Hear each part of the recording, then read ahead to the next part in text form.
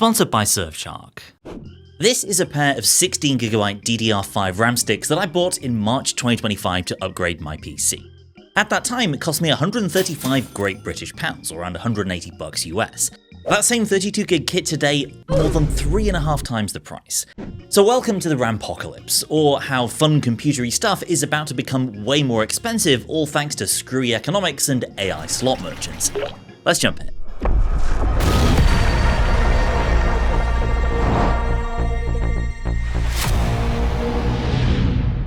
Yes, in 2026, the RAM that would have otherwise ended up in your PC, laptop, or graphics card is instead going to data centers to create AI-generated guff like the sequence you just watched. So what's going on, and why are we now potentially looking at a multi-year RAM crisis that could affect not just PCs, but everything from console to TVs and smart fridges? The main villain of the piece is AI. The AI boom, or bubble if you prefer, continued to grow in 2025. Despite skepticism and even hostility to AI among regular people, all the key numbers are still soaring to the moon. Global spending on generative AI, Nvidia's market cap and AI revenue, the insane salaries offered for AI talent at companies like Meta, and the market valuation of OpenAI, despite it currently being even less profitable than my side hustle throwing $1 million an hour into a wood chipper. One of the most vital resources for AI is RAM. Memory capacity basically dictates how complex an AI model can be without tanking its performance or using expensive workarounds. In the battle for AI dominance, RAM is essential and appetites for it near insatiable. As part of its new Stargate supercomputing project, OpenAI is alleged to have inked a deal to gobble up to 40% of the global DRAM wafer supply. Others like Google and Microsoft are reported to be threatening executives with termination if they don't secure enough RAM from the two big Korean suppliers. As a mission-critical resource in an industry with pockets so deep it makes Scrooge McDuck look like a pauper, memory for AI is big money, and selling fat stacks of high-bandwidth memory, or HBM, for an AI data center is far more profitable than flogging 16 and 32GB kits for gamers and PC builders. And no surprise, that's exactly what the big RAM suppliers have been doing. Giants like Samsung and SK Hynix have cut back on the capacity to build DDR5 RAM for consumers in favor of HBM memory for AI. The switch to HBM comes with the double whammy that HBM itself requires around 3 times the wafer capacity of standard DDR5. Or to put it simply, you sacrifice 3 wafers worth of DDR5 for 1 wafer of HBM. That's a big squeeze on the RAM supply available for the rest of us. In November 2025, one of the big 3 suppliers effectively told consumers that their money was no good here. Micron announced the closure of its consumer brand Crucial after 29 years in business, not because it was unprofitable, but because it could pull in way more cash, repurposing the factories that were making the consumer memory to sell directly to data centers instead. And from there, good old-fashioned supply and demand just takes over. The big suppliers have avoided sitting on a surplus of RAM after getting burned a couple of years back when RAM prices collapsed. So there's no excess inventory available to fill the shortfall as manufacturing capacity has moved to service the hungry AI industry. That in itself has resulted in panic buying and stockpiling of RAM among PC makers like Asus, MSI, and Lenovo, with the latter reportedly holding 50% more inventory than usual in order to see it through to the end of 2026. Just like toilet paper in the early days of COVID, this only contributes to the scarcity, driving up prices even further for regular people buying RAM on the open market. However crazy RAM prices get, one saving you will be able to make in 2026 is to your online security and digital freedom, thanks to this video's sponsor, Surfshark. You can lock in Surfshark's cheapest price of the equivalent of $1.89 per month when you use the link in the description below. Surfshark is a VPN that helps you secure your online data for added privacy and security. Surfshark protects you from online threats 24/7 wherever you go. A single plan covers unlimited devices, and Surfshark is supported on all major platforms like iOS, macOS, Android, and Windows. And its no-logs policy means Surfshark doesn't track or store what you do online for added privacy. Surfshark is super fast, with high-speed servers in over 100 territories around the globe, so you can appear as if you're anywhere else in the world, crucial in a world of increasing content geo-restrictions. Plus, the alert feature can notify you the moment your email, ID, credit card, or other personal data gets leaked online. And to preempt the bad guys, alternate ID can create a whole separate virtual identity for you to use online. Hit the link in the description to get Surfshark for the equivalent of just $1.89 per month plus 4 months extra free. Thanks to Surfshark for sponsoring. Now back to the video. Okay, so even with manufacturing capacity being cannibalized to make RAM for AI, you'd think the suppliers would also want to build up some extra capacity to meet the new heightened demand for consumer RAM. right? Well, turns out not so much. Samsung has already stated in a recent investor presentation that it wants to prioritize long-term profitability over increasing RAM making capacity any further, in order to minimize oversupply risk. Translated from corpo speak to English, that means Samsung doesn't want to risk being stuck with a glut of consumer RAM if the AI bubble bursts and demand suddenly tanks. And honestly, for these big RAM suppliers, the juice may just not be worth the squeeze. Why fight to make thin margin consumer RAM when you're already sitting on a more lucrative alternative? Instead, they can just keep on riding that AI gravy train for as long as the good times last, knowing that they have that business locked in. That's just one reason why it's still not clear how long the current RAM crisis will last. Almost everyone seems to think we're in for at least another year of high prices and restricted stock for DDR5 in particular, but the most pessimistic outlooks suggest it could continue until 2028, simply because of how long production lines take to come online. And there's another reason that any relief could be slow to arrive. A lot of this future RAM supply is already spoken for.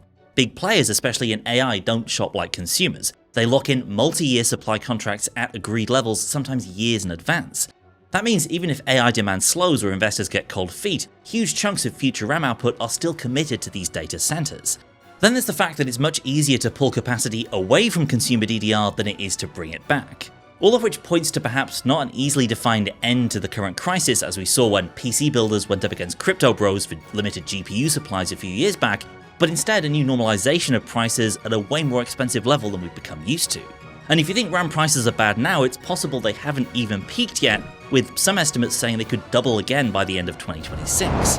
In other words, vastly inflated prices here to stay. Just what the world needs. But hey, at least the clankers have plenty of memory. Congrats AI, nice. Happy for you. Given that all this craziness could continue for at least another year, there are cascading waves of consequences rippling out from it. GPU buyers could be among the first to feel this indirect pain, as AMD and Nvidia are expected to hike prices in early 2026 in response to the current RAM supply crunch. That's on top of previous reported plans for Team Green to cut consumer GPU production by 30 to 40% in the coming year, which itself was already set to inflate prices. 16GB cards like the RTX 5070 Ti are likely to be hit first according to reports, which is pretty brutal considering that card is in the Goldilocks zone for price to performance in many titles. It's even rumoured Nvidia may supply graphics cards to its add-in board partners without VRAM, leaving it to brands themselves to source their own memory, a move almost certain to raise prices even further, as none of them will have the scale of Nvidia in bulk buying that memory. So no affordable 4K gaming for you, but at least the boomers can share Crab Jesus on Facebook. PCs, laptops and smartphones are next in the firing line, with analysts like IDC predicting price hikes up to 8% for laptops in 2026. Meanwhile, the bill of materials for mid and high-end phones is expected to jump 10 to 15% according to Counterpoint. On the PC side, expect to see the mainstream staying firmly fixed at 16GB of system RAM, and possibly even the return of the dreaded 8GB SKU for those budget models. One computer that could be hit particularly hard is Valve's recently announced Steam Machine. The gaming giant has so far held off revealing any pricing details, likely due to the unpredictability of those RAM costs. And that uncertainty is even reported to have led to a delay in the announcement of one of the most anticipated PC games of all time, Half-Life 3, widely rumoured to be a launch title for the so-called GabeCube. Based on leaks over the past several months from data miners, the current HL3 project is believed to be near completion, and that Valve had planned for an announcement before Christmas alongside a price reveal for the Steam Machine itself. Everybody I've talked to are still adamant this is a game that will be a launch title with the Steam Machine.